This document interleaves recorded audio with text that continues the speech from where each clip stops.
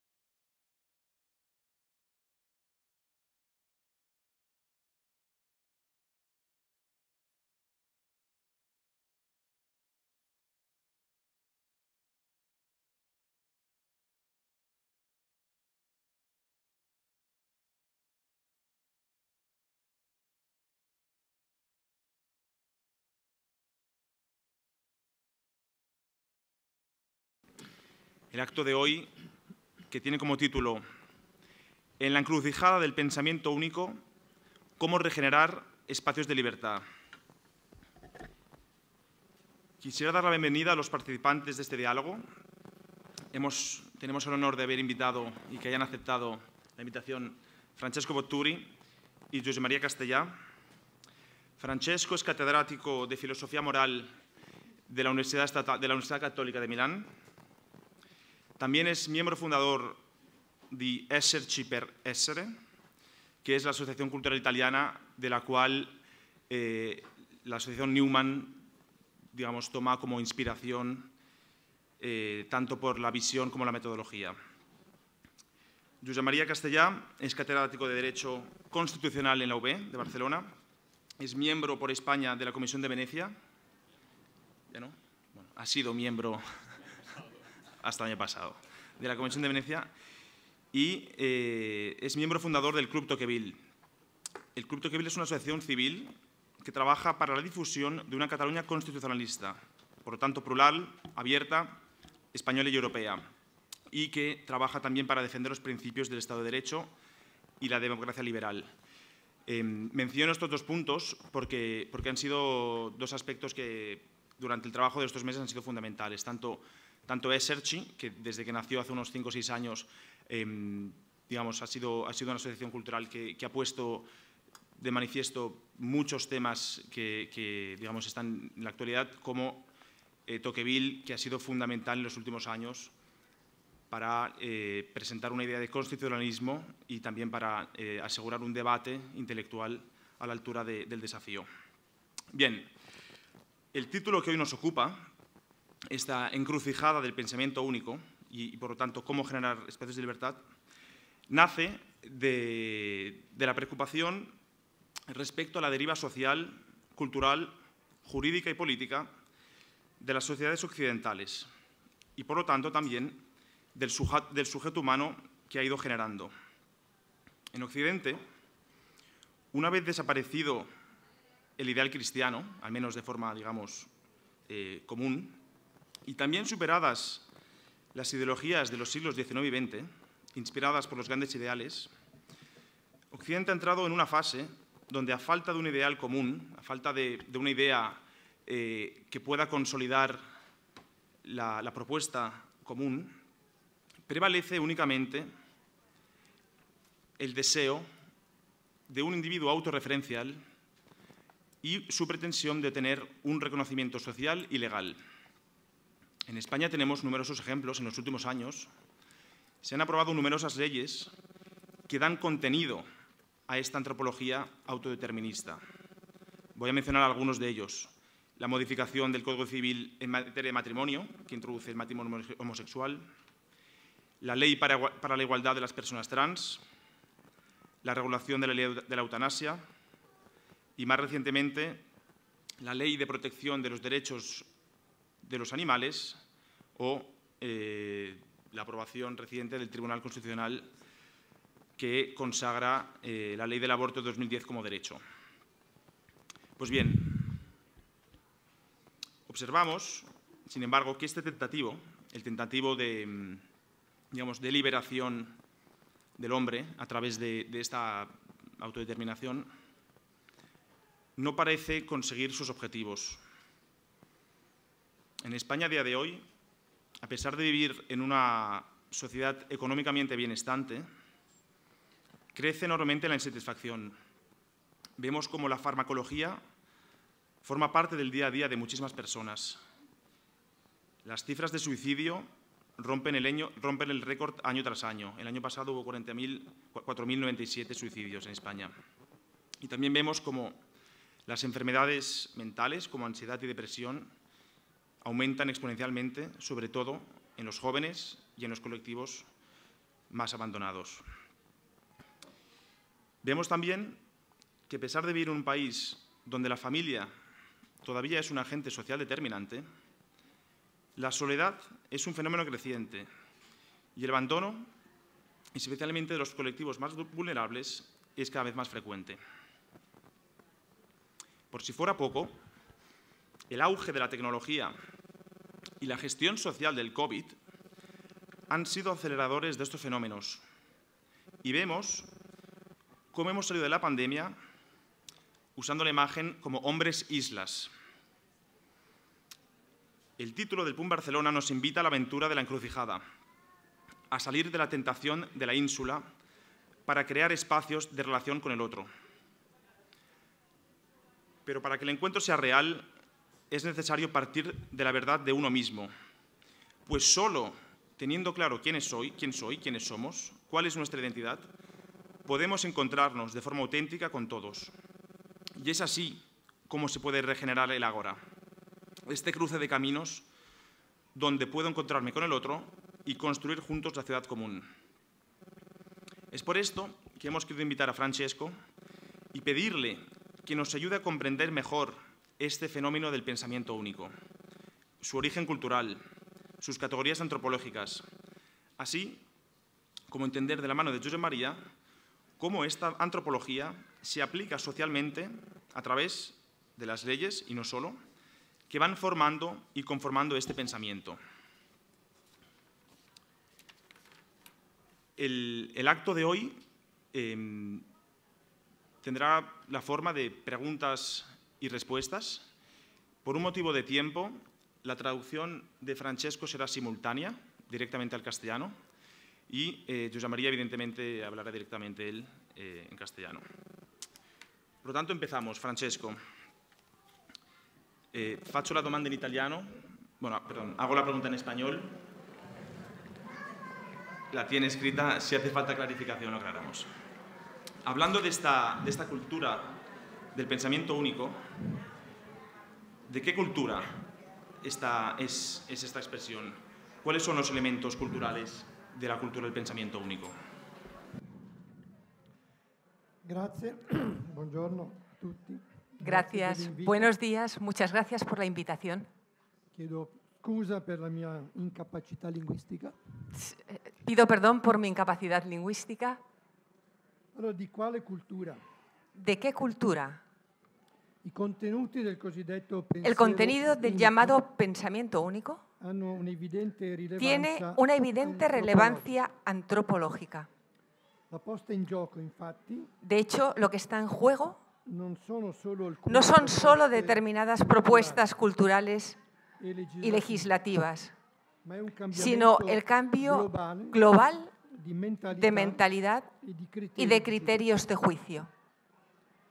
La cultura de lo políticamente correcto se caracteriza por una marcada orientación individualista, es decir, por una consideración de los seres humanos como individuos sin relaciones constitutivas e indispensables.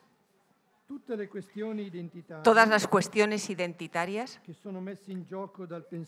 que pone en juego el pensamiento único en los ámbitos sexual, afectivo, familiar, educativo, etc., tienen una perspectiva subjetivista. Mejor, son expresión de un subjetivismo autorreferencial. en el que la identidad humana se define como autopercepción subjetiva. Me defino por lo que siento que soy y según la imagen que tengo de mí mismo. Como afirma la reciente carta pastoral sobre la sexualidad humana de la Conferencia Episcopal Escandinava. Por tanto, ya no estamos en presencia de una idea individualista clásica, una idea fuerte y con un proyecto, sino más bien en un individualismo en fase terminal. Es decir, tan empobrecido que implosiona en una autorreferencialidad con tendencia narcisista, en la que los rasgos de lo humano corren el riesgo de disolverse o cuya disolución tal vez se desea. Entonces, Francesco, siguiendo este punto, entonces, ¿cuáles son las categorías fundamentales? ¿Cuáles son los pilares, digamos, antropológicos de esta cultura? Entonces, en su conjunto, la cultura moderna se ha caracterizado por un espíritu universalista. Lo que vale para todos. Todas las grandes ideas modernas de Estado y de política, de ciencia y de técnica, de la historia y del progreso, etc., han tenido un alcance universal, porque es característico de la cultura moderna tratar de establecer todo un mundo nuevo y alternativo después de las épocas antigua y cristiana.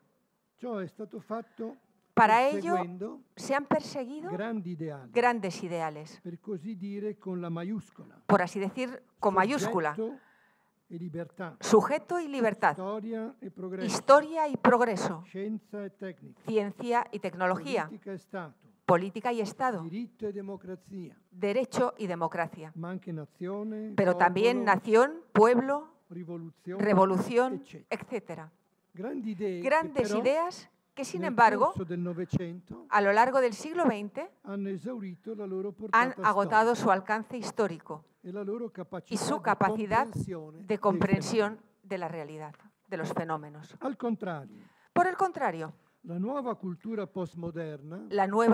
postmoderna o hipermoderna hoy se caracteriza por una profunda crisis del universalismo,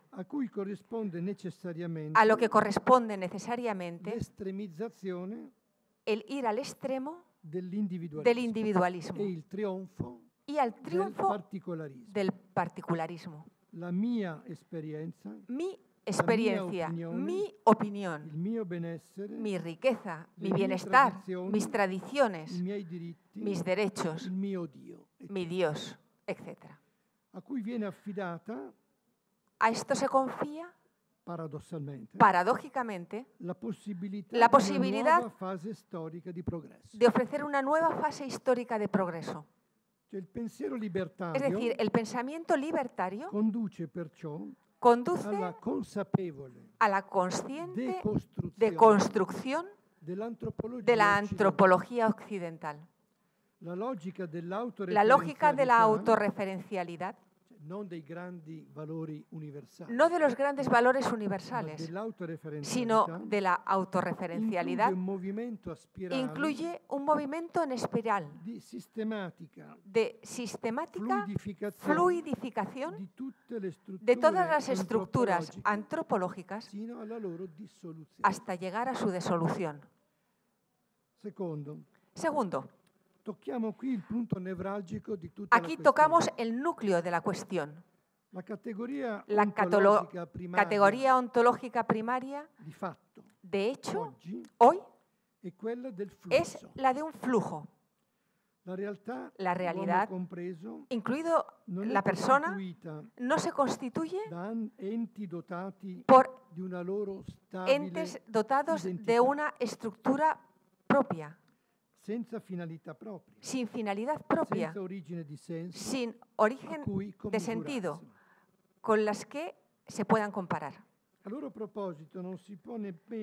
Ni siquiera se puede hablar propiamente de identidad, sino sobre todo de singularidad impersonal, de intensidad, de pura diferencia, de pluralidad anárquica, sin orden, sin unidad,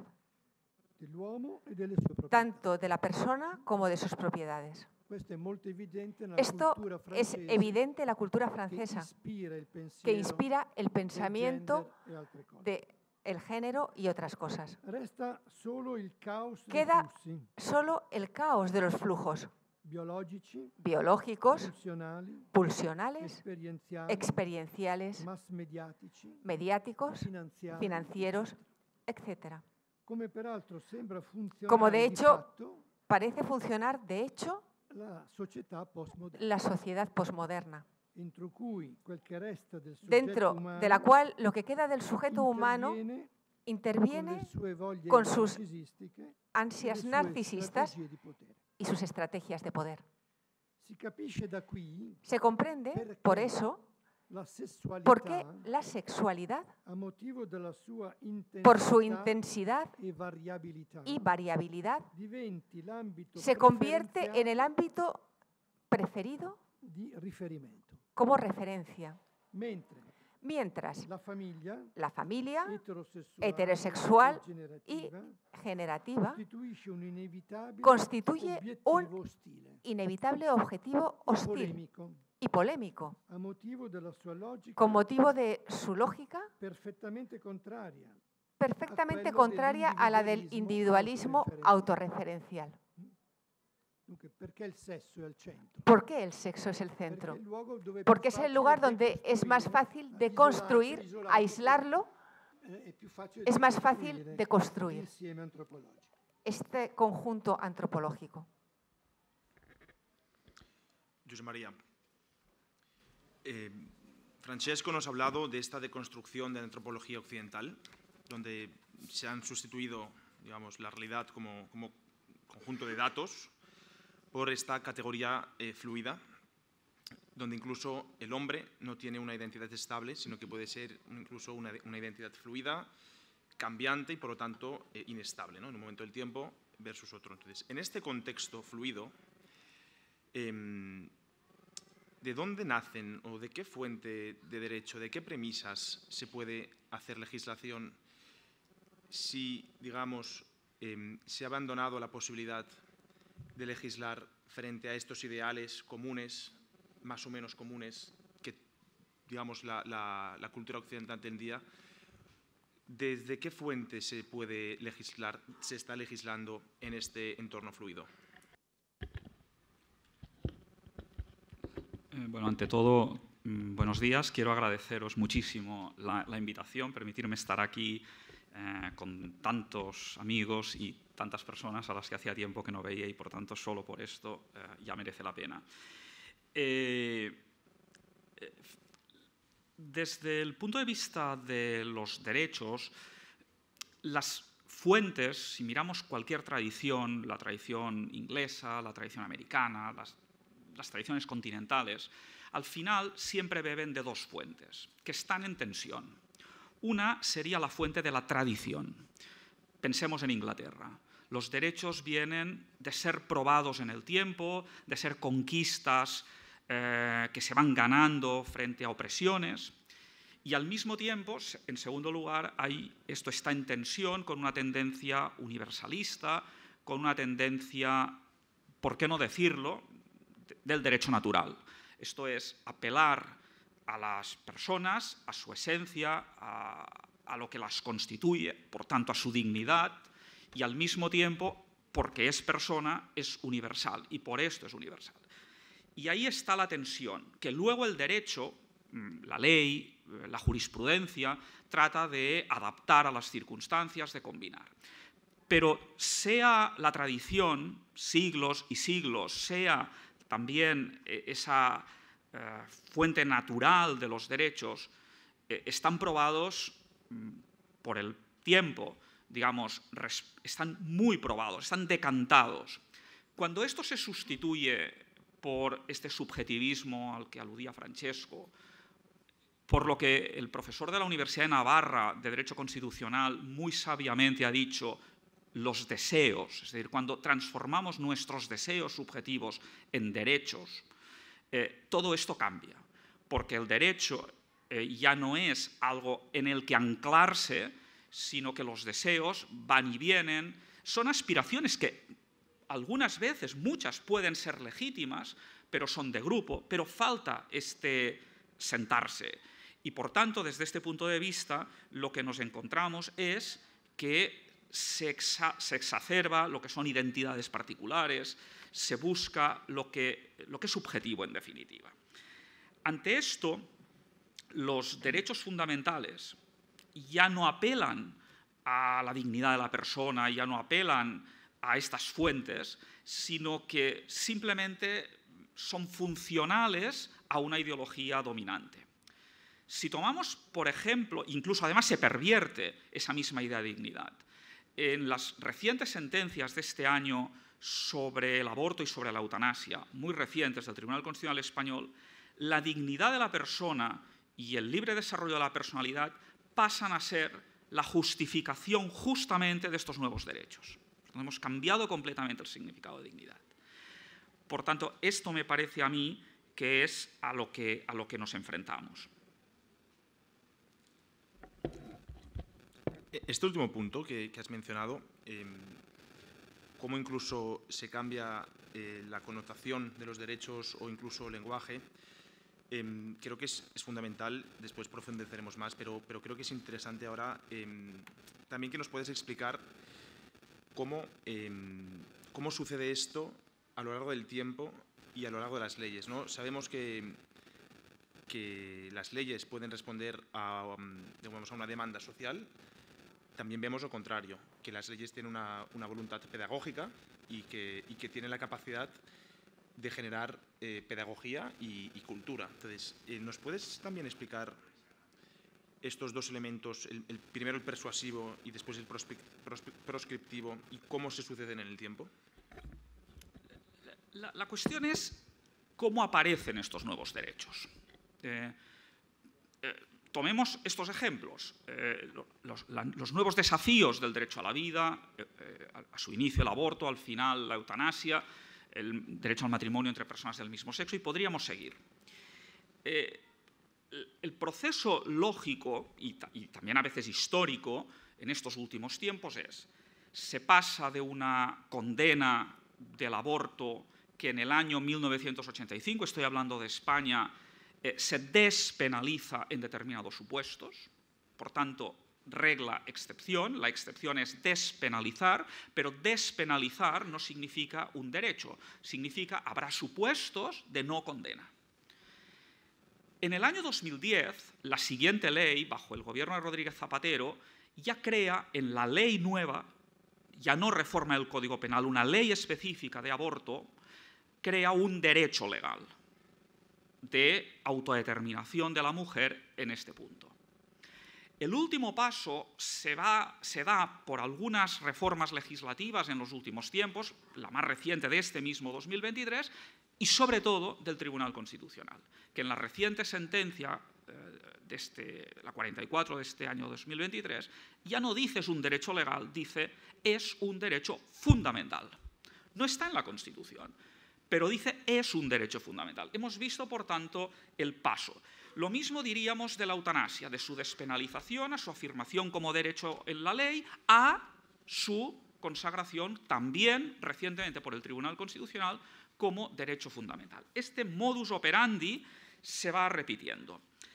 Claro, ahí lo que vemos parece a priori contradictorio, pero no lo es.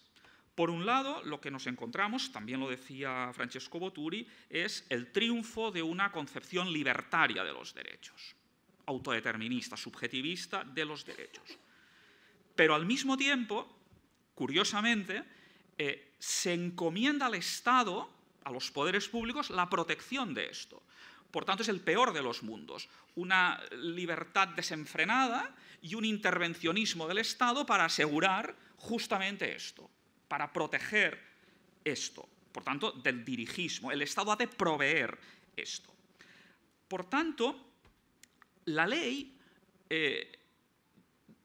lo que va haciendo es generar una tolerancia social que al final, lo que tú decías de la permisividad, pero que al final se convierte en algo más que tolerancia. Se convierte en la obligación de reconocer esto y, por tanto, en el rechazo de toda objeción que a esto se puede hacer. Por tanto, el Estado asume una función educadora, pero al mismo tiempo prescriptiva de estos nuevos derechos. Y esto efectivamente es en el desafío en el que ahora nos encontramos. Después volveremos a este último punto, como el Estado que en lugar de, digamos, garantizar la pluralidad y la diversidad, sino Estado como parte, y juez y parte, después iremos sobre ahí. Pero antes queríamos seguir profundizando, porque estamos viendo, Josep María nos ha explicado perfectamente qué consecuencias legales y cómo, digamos, generan, digamos, una nueva sociedad. Pero queremos volver un momentito a ver qué es lo que está en juego desde el punto de vista antropológico en esta cultura. ¿Cuál es el sujeto que se pretende generar? Desde este punto de vista, dos temas merecen ser profundizados. Digo solo qualcosa. Digo solo algún aspecto. Riguarda el tema de la libertad. El primero tiene que ver con la libertad. El individualismo autorreferencial, también denominado libertario, para significar que en él juega un papel fundamental la libertad y el reconocimiento de su valor. El individualismo siempre ha sido vinculado a la idea de la libertad, porque individualidad significa también autonomía e independencia. Es decir, ser ley para uno mismo y no depender de los demás. Que, atención, son características efectivas de la libertad. En la tradición individualista, sin embargo, se tiende a reducir toda la libertad a autonomía y a independencia. Es decir, a definirla como autodeterminación. Es decir, mero poder de elección. Poder de elección. Esta fatal reducción que acaba haciendo de la libertad el reino de la arbitrariedad. Cualquier cosa se justifica o se puede justificar por el hecho de haberla deseado libremente.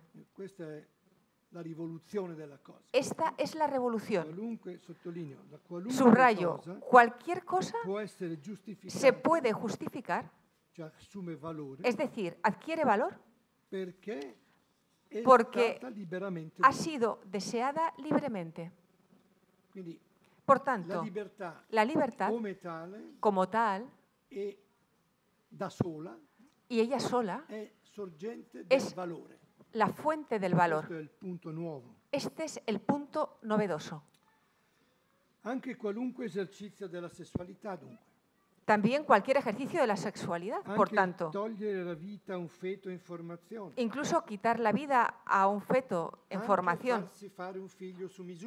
También crear a un hijo a la propia medida, etc.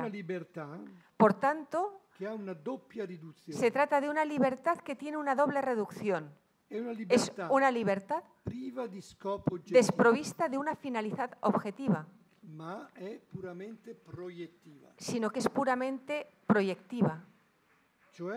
Es decir, está privada de la referencia a un bien que no sea la propia libertad, que perfeccione al hombre y sea vinculante. Es decir, de nuevo, es una libertad solitaria, incluso solipsista. Yo y mi libertad. Todo está cerrado aquí dentro. Por tanto, privada de la conciencia de que solo de la relación activa con otra libertad, la propia vive y opera. Sin la relación beneficiosa con otra libertad, ninguna libertad llegaría a ser ella misma. Porque toda libertad necesita ser evocada, llamada por otra libertad para existir verdaderamente y para crecer humana y socialmente, como es evidente en el fenómeno educativo.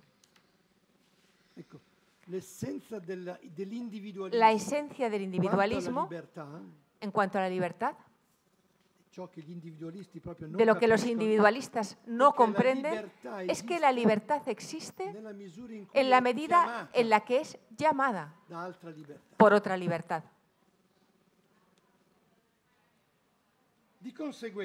Por tanto, y es el segundo aspecto, la segunda cuestión, el individualismo autorreferencial se ve privado de la posibilidad de pensar la experiencia y la vida en términos de una pertenencia común. No hay una pertenencia común sobre la que trabaja la libertad. Existe una libertad abstracta. Y por tanto, falta una pertenencia común, como la sexual, la de la amistad, la familia, la civil. Y por tanto, falta la posibilidad de pensar en compartir. La recíproca dependencia. Una responsabilidad concreta. Por tanto, una libertad solipsística. Algunos de los puntos que ha mencionado ahora Francesco, como la pertenencia común o esta dependencia común, digamos, han sido siempre fuentes del ordenamiento de la vida comunitaria, ¿no? O sea, la evidencia de que compartimos un suelo y, por lo tanto, hay una serie de responsabilidades comunes, han sido siempre pues, una inspiración o digamos, una evidencia ante la cual se ha ido digamos, ordenando la vida comunitaria y, por lo tanto, haciendo jurisprudencia. Ya hemos mencionado antes que en los últimos años parece que el programa legislativo ha tomado prácticamente una única dirección, que es este deseo como fuente de valor o como fuente jurídica. Entonces, yo quería preguntarte, por un lado, ya has mencionado algo antes, pero creo que es muy importante, cómo estas leyes están cambiando la mentalidad de la sociedad, ¿no? Cómo esta antropología, al final, opera a través de leyes, pero también quería que nos comentases un poco esta tensión que hay entre derecho y responsabilidad, ¿no? Si no hay una dependencia o responsabilidad común y decíamos antes, ¿no? que la única autoridad es la de haber deseado algo libremente, ¿cómo esto genera, digamos, la tensión que vemos evidentemente, ¿no? Que la primacía del deseo individual muchas veces choca contra otras fuentes, otros valores, y si podías comentar sobre este tema. La tendencia, o sea, si nosotros miramos los contenidos de las constituciones, porque las constituciones al final son la plasmación normalmente escrita del pacto social, del gran acuerdo que la comunidad política, que cada comunidad política adopta en un momento determinado, tienen una parte que son los derechos fundamentales y otra parte que son las instituciones. Los deberes no suelen estar, o suelen estar reducidos al mínimo en el plano de las constituciones. Si tomamos el caso de la española, y no sería muy distinto el de otras, se habla de los deberes con la patria, de defender a España, o los deberes tributarios, pagar impuestos, y poco más. Hay que esperar a las leyes para que de ahí salgan obligaciones concretas. Por tanto, en esa dinámica de derechos, instituciones, derechos, poderes, la lectura actual tiende a dar, por parte de muchos, toda la relevancia, poner el acento en los derechos. Derechos sin deberes, derechos sin instituciones. Las instituciones al final, instituciones públicas, pero también instituciones sociales, es lo que vertebra una comunidad, lo que la arraiga en su historia, lo que la arraiga en su cultura, todo. Y por tanto, lo que pasa es esto, lo centramos todo en los derechos, y en los derechos individuales o ahora también de grupos que quieren verse reconocidos en las constituciones. Esto, por ejemplo, ha pasado, si uno quiere ver todo el programa de esto, a dónde va y a dónde podemos ir, que se tome, que lea el proyecto de constitución chilena que elaboró una convención constitucional el año pasado y que, por fortuna, los chilenos dijeron que no mayoritariamente, masivamente, en un referéndum, porque vieron, identificaron claramente esto. Pero hay que tener en cuenta esto, porque esto trasciende Chile. Es el programa por escrito de lo que se quiere. Y ahí los derechos no son los derechos fundamentales, son los derechos de las identidades. Este es el punto de partida. ¿Por qué esto? Porque los derechos son vistos como lo que el filósofo del derecho de Estados Unidos, Dworkin, uno de los grandes, decía: los derechos son triunfos, como en las cartas. Uno alega un derecho y ya enmudece toda oposición. ¿Quién va a estar en contra de un derecho? Es un reaccionario peligroso. Por tanto, una vez tú has dicho esto es un derecho, la clave es decir esto es un derecho, ¿quién lo puede decir? Automáticamente el debate ha acabado. Se ha cerrado el debate. No empieza, se cierra. Esto es lo que estamos viendo en España de una forma muy acelerada. Será la pasión mediterránea que nos lleva, digamos, a no necesitar mucho tiempo para transitar muy rápidamente, pero en general en toda Europa se va en esta dirección. Pensemos en contraposición lo que está sucediendo en Estados Unidos, que aquí llega quizás un poco distorsionado, la sentencia del aborto del año pasado, Dobbs. Se pueden decir muchas cosas de esta sentencia. Yo anoto dos. La primera es, no es un derecho fundamental. No es un derecho. Por tanto, deja de ser esto intocable que fue, por cierto, por decisión judicial, nunca del legislador, en el año 73, y que era intocable. No, esto el Tribunal Supremo dice, no es un derecho. Dependerá, segundo, de cada Estado. Es decir, dependerá del pueblo, dependerá de la comunidad política qué regulación tenga, hasta dónde llega, cuáles son los límites, cuáles las garantías. Ahí no se cierra el debate, es todo lo contrario, se abre. Será en cada comunidad, cada Estado, porque hay culturas distintas, tradiciones religiosas, cívicas, donde se tendrá que reabrir y ajustar los bienes que están en juego. Por tanto, esto me parece que es importante. Fijémonos que el cerrar el debate, en nuestro caso, tiene consecuencias. En la última ley del aborto o en la última ley de la eutanasia, la libertad, la objeción de conciencia, que se basa en la libertad de conciencia, queda reducida al mínimo. Es una excepción. Si el Estado dice que esto es bueno, ¿por qué un médico se ha de oponer? Es más, si lo hace, tiene que estar apuntado en un registro y tiene que hacerse a priori, individualmente. No cabe una objeción de conciencia institucional, es decir, de una clínica religiosa, por ejemplo. Hay que enseñar el aborto o la eutanasia en una facultad de derecho. o en una facultad de, lo más importante, medicina.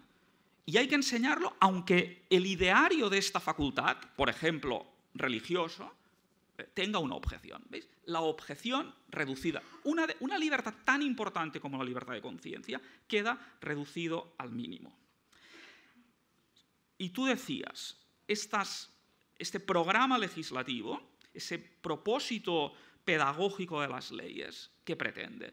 Hay una finalidad transformadora. Cuanto más alto sea el rango de una ley, y por tanto mayor vocación de continuidad, de duración, las constituciones, la finalidad era, y así lo entendimos a lo largo del siglo XX, sobre todo después de la Segunda Guerra Mundial, eran constituciones de consenso, discutibles. No había una constitución ideal. Eran grandes acuerdos en el que habían participado las diferentes familias políticas. Ahora, vuelvo a Chile, pero insisto, a pequeña escala lo estamos viendo más cerca, las constituciones, las leyes tienen una finalidad transformadora, no integradora de una comunidad. Transformar es un objetivo que hay que asumir, una bandera. Por esto es tan importante leer los preámbulos de estas leyes, porque ahí en el preámbulo está explicado para todo el público, no solo para los juristas, estos propósitos. Tomemos un tema totalmente distinto, no de los que estamos hablando. La reciente ley de memoria histórica, ahora llamada de memoria democrática en España. Hay que leer el preámbulo. Si leéis el preámbulo, ahí está claro una visión de la historia. El legislador le dice a los historiadores, le dice a los ciudadanos, con sus tradiciones familiares, con lo que ha aprendido en casa, cuál es la versión buena de la historia, de la guerra civil, de los regímenes que han antecedido a este. Identifica qué periodos, etc. Un valor pedagógico, pero no solo informador, educador, sino sancionador luego de aquel que discrepa de esta versión oficial. Por tanto, fijémonos, nunca se había hablado tanto de diversidades de todo tipo, nacionales, identitarias, de género, de lo que queráis, y al mismo tiempo se había reducido el pluralismo. Porque el pluralismo entraña esto, que en una sociedad se pueda discutir de todos estos temas, de estos derechos, de estas cuestiones. Y en cambio, el pluralismo ha desaparecido, en nombre de la diversidad, curiosamente. Francesco, observando estos hechos que ha mencionado José María, la constitución, o el intento de constitución chilena, esta finalidad transformadora, incluso que llega al punto de que la ley dice a los historiadores cuál es la versión buena de la historia. Observando estos hechos, parece que esta cultura del políticamente correcto está muy conectada con cómo se gestiona el poder, ¿no? Sobre todo en sociedades tecnológicamente avanzadas. Dando un paso más, yo te pregunto, ¿se puede pensar en un diseño intencionado por parte de élites culturales o oligarquías de poder?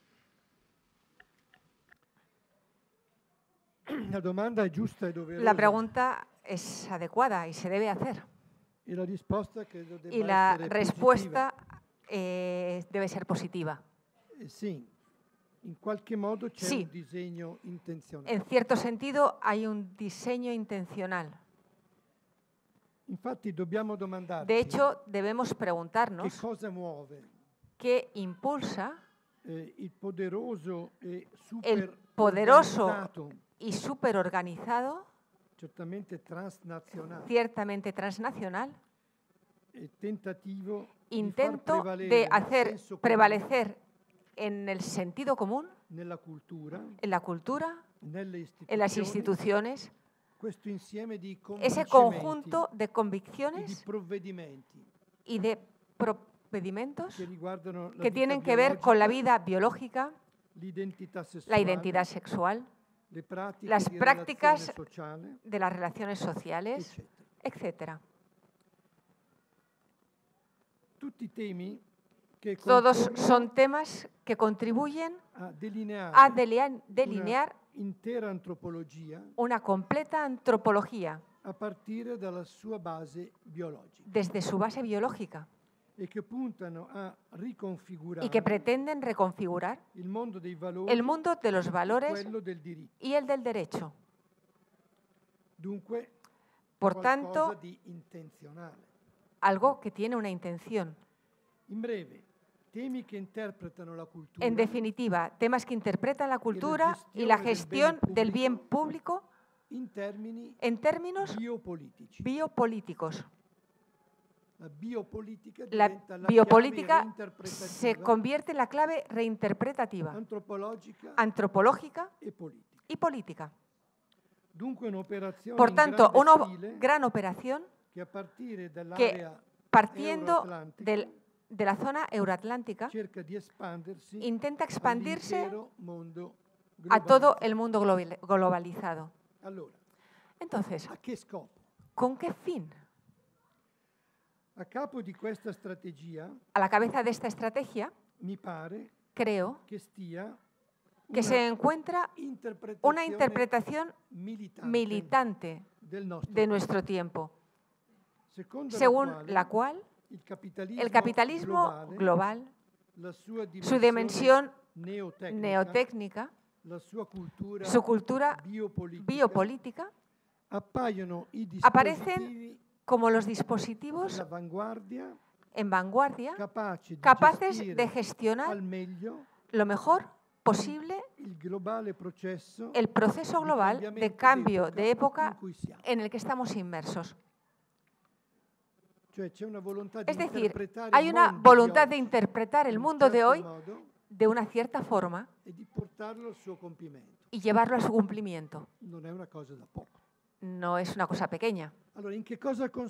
Entonces, ¿en qué consiste este proceso epocal?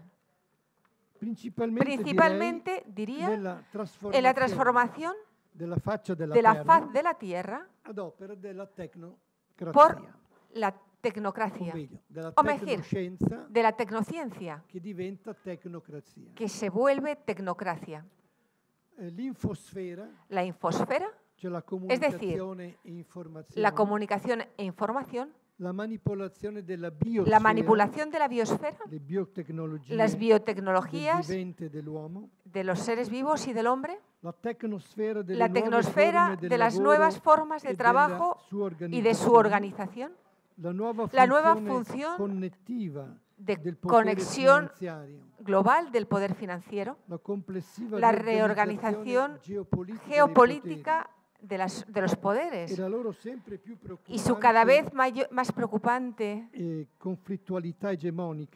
conflictualidad hegemónica están cambiando tanto las estructuras fundamentales del orden mundial como las coordenadas de la experiencia social y cultural.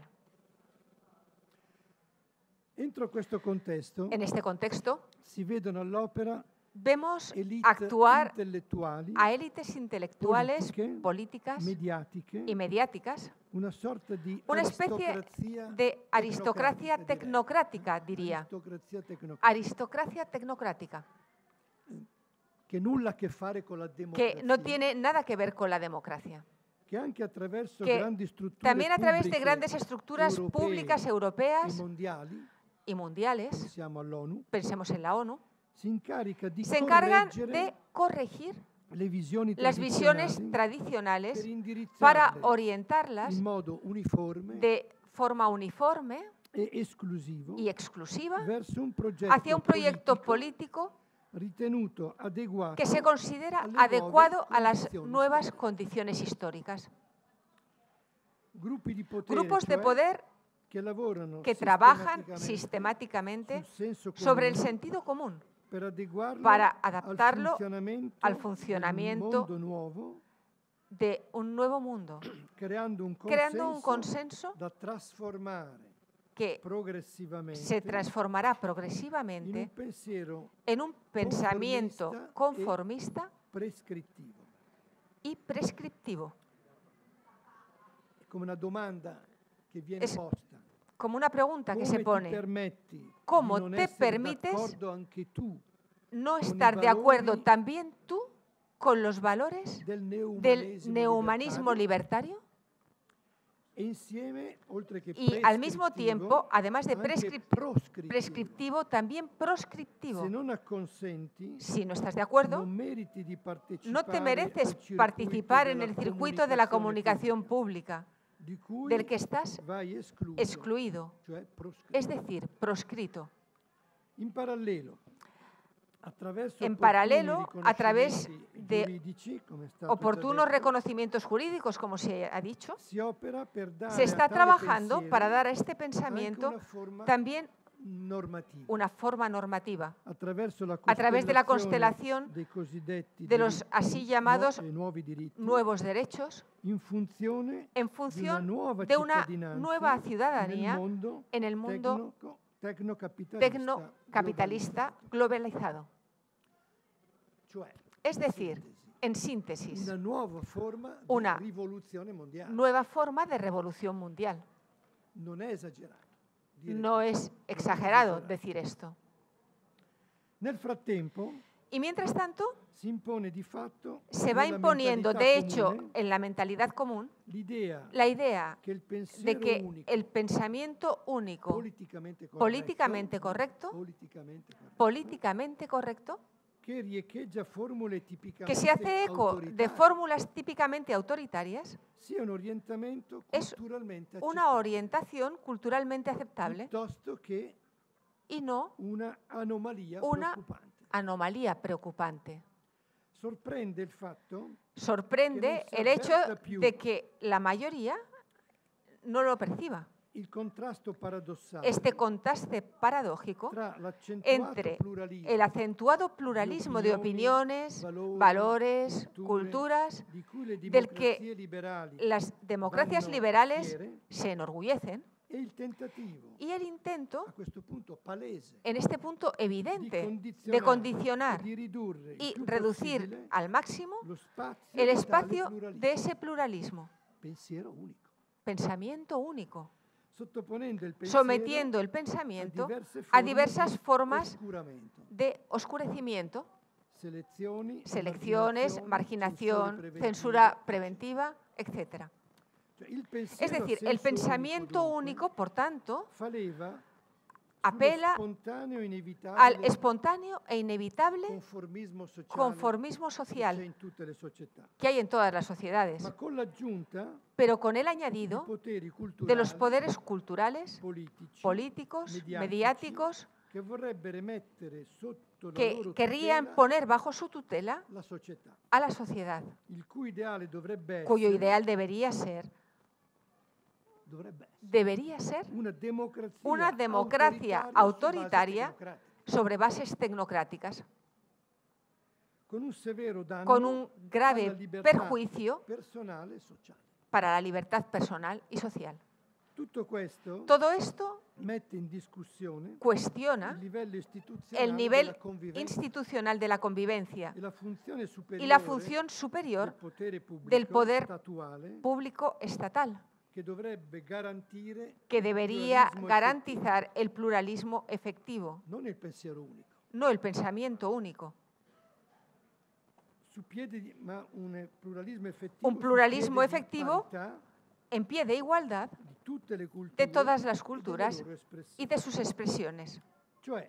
Es decir, lo políticamente correcto objetivamente amenaza el pluralismo efectivo y tiende a corroer la imparcialidad de las más importantes instituciones públicas.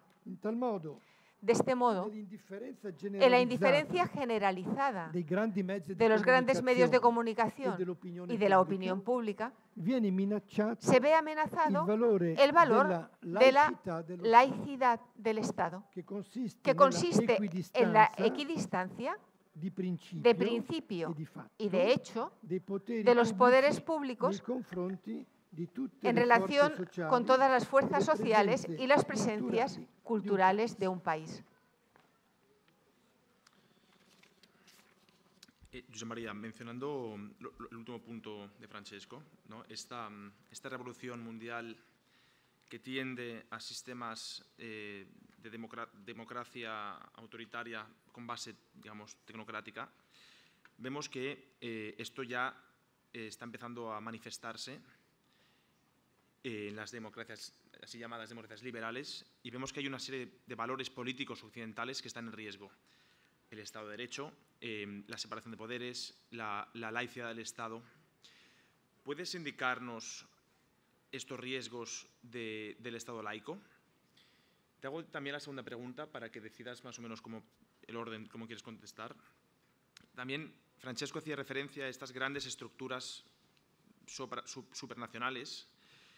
Hay una que últimamente está cogiendo realmente mucha fuerza, que es la Agenda 2030. Por un lado, yo creo que hay la globalización, hay muchos riesgos, pero también hay una clara posibilidad de tener un impacto global, y eso es algo positivo. Pero, ¿qué beneficios y qué riesgos ves en estas creaciones de agendas globales? ¿Existe el riesgo, como estamos diciendo, de que la pluralidad desaparezca, de la exclusión social de algunos individuos o grupos, empresas o países que no acojan de forma total y se sumen de forma total a estas agendas?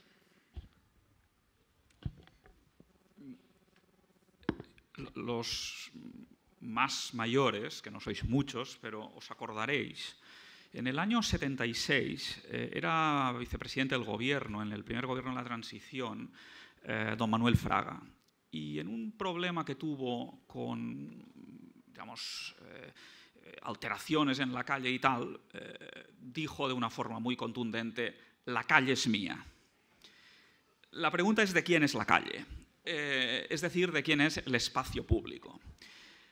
Y ahora, si nosotros miramos, por ejemplo, este fin de semana, el espacio público está lleno de banderas que son respetables, como toda bandera. Bueno, no toda bandera es igual de respetable.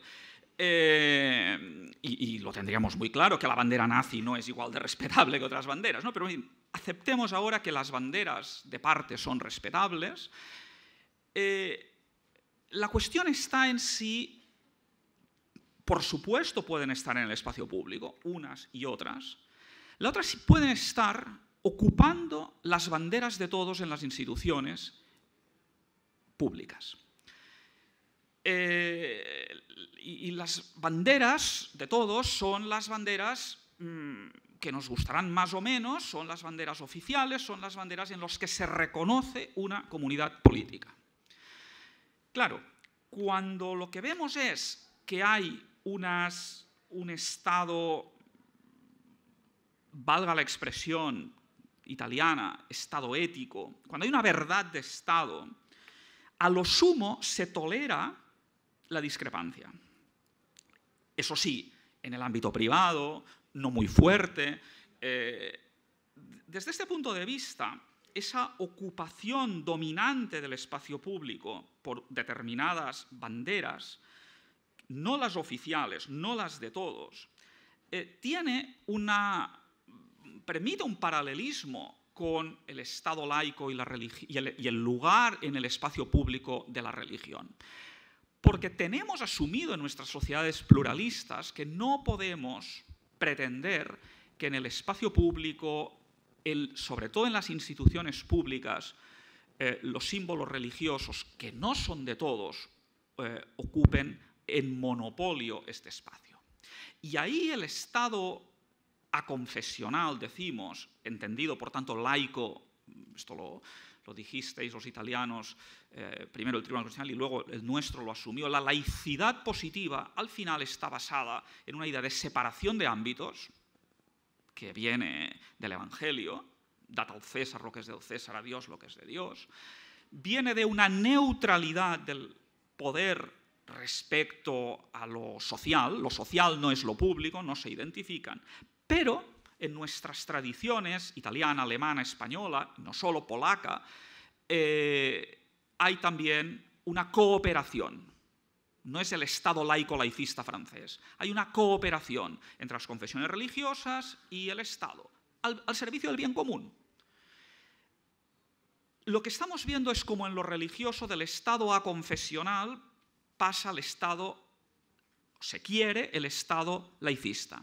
Esto es el estado que confina al ámbito de lo privado los símbolos religiosos.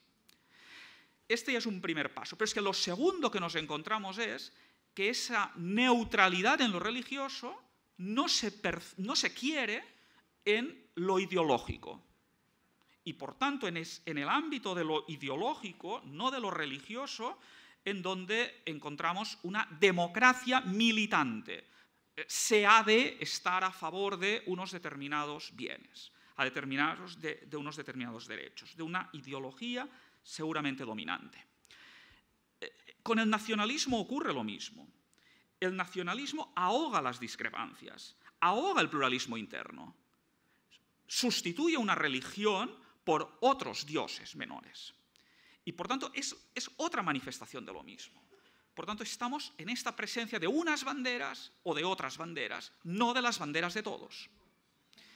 Claro, esto tiene consecuencias en el plano social, menos sociedad civil que nunca, y cuando la hay es subvencionada, por tanto, marionetas, instrumentos del poder público, y en el plano institucional con la erosión, cuando no directa agresión, a los contrapoderes, porque el gobierno o la mayoría se identifica con la voluntad popular. Por tanto, lo demás, los límites, los frenos a este poder, son mal vistos. Por eso las campañas contra los jueces, por eso el intento bastante logrado de dominar el Tribunal Constitucional, etc. Claro, en este contexto, por tanto, tiene unas consecuencias en el plano institucional y social. En este contexto, los objetivos del milenio, en los que, digamos, yo francamente no tenía gran interés en leerlos hace tiempo, pero los he tenido que leer por varias razones. Primero, porque para pedir proyectos en la universidad los valoran si están de acuerdo con los objetivos del milenio. Entonces, un chico que quería una beca de doctorado, yo le dije, pues pon objetivos del milenio en cada respuesta, te inventas lo que sea y más objetivos del milenio y objetivos del milenio. Acaba convirtiéndose en una utilización retórica bien intencionada, buenista de determinadas cosas. Pero si vamos despacio, la segunda vez que me lo he mirado ha sido para preparar lo de hoy. Si vamos despacio y los analizamos, hay algunos que son loables. ¿Cómo no va a ser loable querer agua limpia? Todo el mundo quiere agua limpia para ducharse, para comer, no sé, para lo que sea. Otros, los fines pueden ser loables. La cuestión es cuáles son los medios para lograrlos.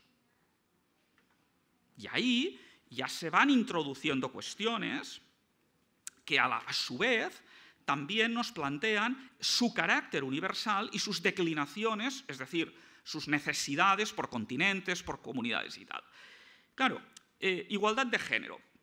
Bueno, pues efectivamente, salud y bienestar. ¿Quién no va a querer salud y bienestar? O la igualdad entre las personas de sexo, bueno, ahora llamamos género. Pero en uno y en otro, esto, en las metas, es decir, en la concreción, aparecen los derechos de salud reproductiva. Bueno, una cosa, la salud son muchas cosas. El énfasis se pone aquí. Y ahí entra la ideología. Luego hay unos mantras que se repiten. Yo os invito a contar las veces que se habla de sostenibilidad. Energía sostenible, industria sostenible, ciudades sostenibles, consumo sostenible, vida submarina sostenible, ecosistemas sostenibles. Seguramente, claro que han de ser sostenibles, ¿no? Pero ahí hay un mantra que se nos dice. Y luego hay carencias, hay carencias. Por ejemplo, hay un objetivo, el 16, que es el 10, reducir las desigualdades. El 16, promover sociedades justas, pacíficas, inclusivas. Y se habla en contra, lógicamente, de la corrupción. ¿Quiénes son los corruptos? Dice, los jueces y la policía. Que seguramente hay muchos lugares donde hay policía corrupta y hay jueces corruptos. Pero, hombre, la mayor fuente de corrupción la da el poder. Y el poder lo tienen los gobiernos. Aquí no se ve la corrupción. Y se habla de la igualdad, pero no se habla de la libertad, ni de la democracia. Es decir, se habla de que se menciona el Estado de Derecho, no se dice lo que es ni en qué consiste, y rápidamente se habla del desarrollo. Es un objetivo quizás para el mundo, la libertad, las libertades civiles, públicas, la democracia, porque son las sociedades que más han prosperado, las sociedades más estables. Bueno, pues quedarán para los objetivos del 2050, no sé. Francesco, si reposamos un poco todo lo que hemos dicho hasta ahora, da un poco de miedo, ¿no? Porque parece que hay como un alineamiento público-privado en esta revolución mundial que ya has explicado qué objetivos persigue. Y si nos miramos un poco alrededor, pues parece que carecemos de herramientas para oponerse o al menos para proponer una alternativa. Entonces, ¿cómo podemos actuar nosotros desde el punto de vista cultural? ¿Qué iniciativas concretas podemos adoptar en este cambio, en esta revolución mundial que parece tan poderosa e ineludible? Nosotros hemos partido de la constatación de un clima cultural plagado de coacciones y censuras. Y nos hemos dado cuenta de que no se trata de un fenómeno superficial o sectorial, sino estructurado y con implicaciones en la experiencia existencial y en el conjunto de la vida social. La situación, por tanto, debe abordarse, antes que nada, de forma sistemática y crítica, captando los supuestos, la antropología individualista y la estructura tecnocrática que permiten abordar la gran cuestión del espacio reservado a lo humano en la ordenación actual y futura del mundo por parte de los grandes poderes reales. En resumen, nuestro recorrido nos lleva a comprender que el pensamiento único está anclado en una poderosa crisis en la concepción de las relaciones humanas, síntoma de una crisis general de la civilización en curso. Por ello, la presencia del pensamiento único es una provocación antropológica y un desafío cultural al que hay que responder con una nueva experiencia y un pensamiento actualizado de las relaciones humanas. Por tanto, aceptemos el desafío como una ocasión positiva, aunque sea muy difícil. Avancemos con algunas ideas. La primera, la universalidad abstracta de la globalización tecnocrática ha suscitado en el mundo una amplia demanda comunitaria que se traduce políticamente en las formas de localismo, en las de nacionalismo o del populismo, que más allá de su valor político específico, discutible,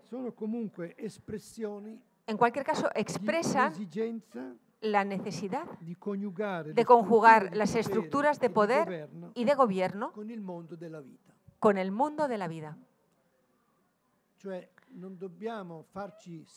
Es decir, no debemos permitir que se secuestre el mundo de la vida. Es razonable, de hecho, la convicción de que en este contexto histórico una amplia instancia comunitaria en términos de familia, agregaciones espontáneas, vida asociada, sociedad civil, de convivencia auténticamente nacional, etcétera, constituye el mayor factor objetivo de humanización y de resiliencia frente a la tecnocracia. En la encíclica, en el documento del Papa Francisco, Laudato Si, este pensamiento se puede encontrar con claridad. Es decir, si lo que está amenazado es lo humano, es necesario que lo humano recree su espacio.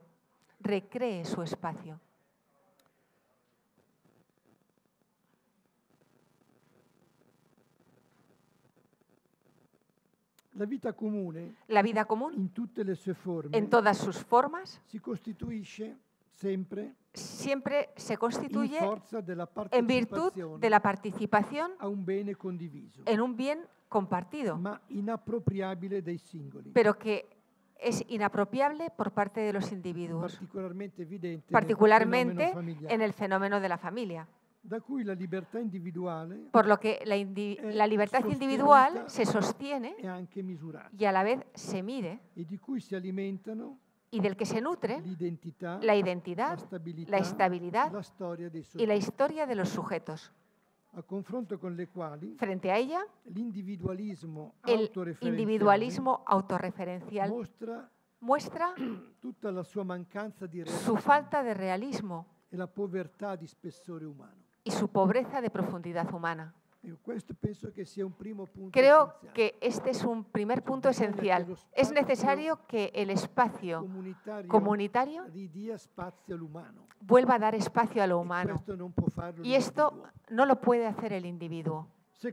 Segundo, en las experiencias comunitarias, el sujeto se pone en condición no solo de aprender los valores y las reglas del estar juntos en relación, sino aún más de darse cuenta de la función constitutiva que ellas, es decir, el estar en relación, la comunidad, tiene en todo el ser humano. Porque, como ya se ha dicho, cada persona vive concretamente la libertad de la que está dotado a la luz del reconocimiento que recibe de otros. Es decir, es en la relación con otras libertades donde se juega el drama y la historia de cada libertad. Y por esto no es nunca un poder abstracto de autodeterminación. Por tanto, la primera idea es el espacio comunitario como espacio de lo humano. Que también esto es problemático, pero es indispensable. Segundo, en el espacio comunitario de lo humano emerge el espacio de la libertad. No hay contradicción, aunque es difícil. Tercero, en la relación, por tanto, se entrelaza la libertad y el deseo. El deseo de ser reconocido, el deseo de bien para uno mismo y para los demás, el deseo de unidad y de sentido en el actuar y en el existir. En definitiva, deseo de algo que se juega en la relación, pero que también va más allá de ella, y que ni en la relación individual ni todas las relaciones juntas son capaces de proporcionar. Algo que en la historia de la humanidad siempre ha abierto las relaciones a la dimensión de lo religioso, del latín religare, es decir, tener junto. Que, como dice esta palabra, es también un vínculo. Un vínculo que da sentido y razón de todos los vínculos. Un vínculo que mantiene abierto todos los demás vínculos, abiertos más allá de sí mismos. Un vínculo que empuja a la acción y a la creatividad. Un vínculo que impide que cualquier otro pretenda ser exhaustivo. Un vínculo, el religioso, que modera todo poder. Un vínculo que da a toda espera de cumplimiento la esperanza de un éxito total.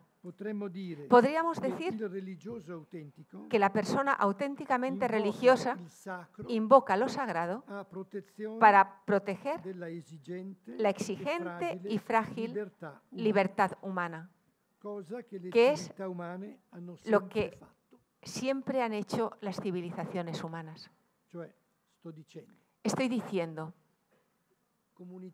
comunidad, libertad de la comunidad y en la comunidad, dimensión religiosa, aunque no sea confesional, de la comunidad. Es decir, la comunidad como experiencia de un vínculo que libera y que tiene unido, más allá de los intereses individuales y de las potencias particulares. Y esta es toda la historia de la humanidad, así se muestra. Hoy vivimos en un intento de lanzar al suelo todo esto, para hacer triunfar una libertad abstracta que en realidad está completamente domesticada por los grandes poderes. Esta es la alternativa. En esto, por último, la comunidad cristiana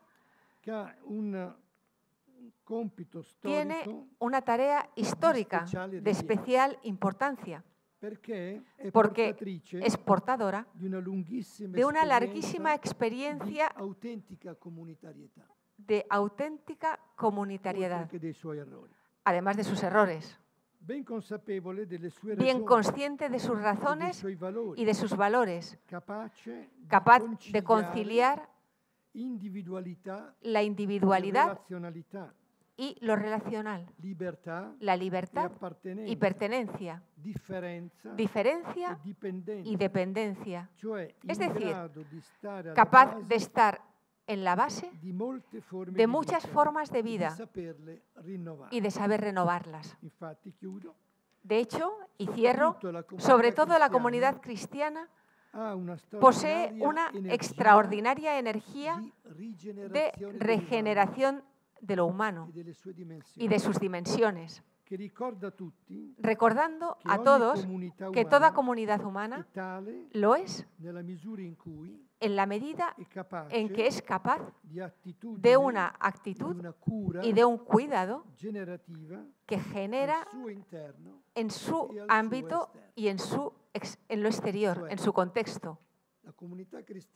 Es decir, la comunidad cristiana, que mínimamente sea auténtica, es la presencia estable de una comunidad de vida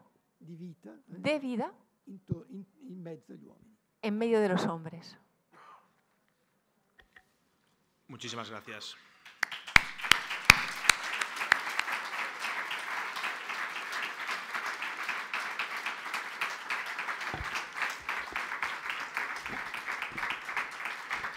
Gracias, José María. Gracias, Francesco. Como vamos mal de tiempo, yo solo quiero recoger 3 puntos que creo que nos pueden ayudar. Ante el desafío del pensamiento común en un único sentido, yo creo que el primer punto es entender de forma sistemática y crítica cuál es la dimensión de este desafío. Y en ese sentido os agradezco verdaderamente no solo el trabajo de estas semanas, sino también el trabajo que hacéis en Eserchi y en Tocqueville, porque realmente nos dais herramientas para entender de forma sistemática en qué consiste este desafío. El segundo punto que creo que también es muy realista, es favorecer esta amistad social, favorecer este bien compartido, este suelo común que en nuestra vida toma la forma de diferentes aspectos de sociedad civil, ¿no? El PUM Barcelona es un ejemplo magnífico y creo que esta presencialidad que sucede hoy también es el mejor antídoto para salir de este individualismo tecnológico donde cada uno en su pantalla y agradecemos también, por lo tanto, que exista el PUM Barcelona. El tercer punto que has mencionado es el espacio comunitario, porque es el espacio del hombre y cómo la pertenencia a esta comunidad cristiana es realmente lo que garantiza esta regeneración del humano. Agradecemos también el patrocinio de este acto a la Asociación Newman. Es una asociación cultural que nace del interés de un grupo de amigos para ir respondiendo y profundizando a los diferentes desafíos culturales de nuestro tiempo.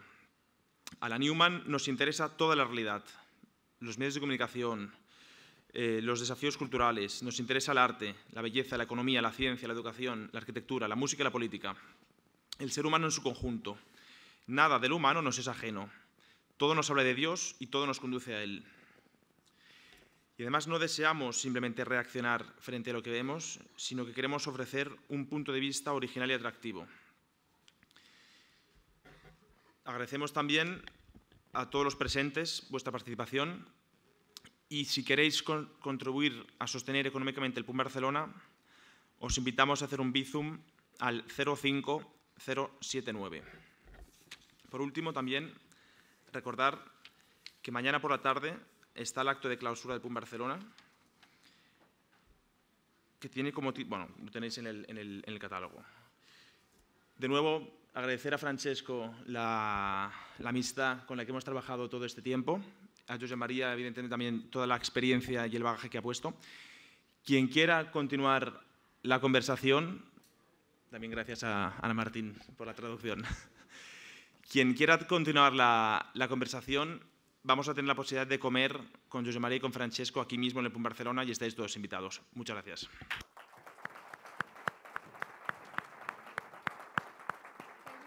È precipitato tutto.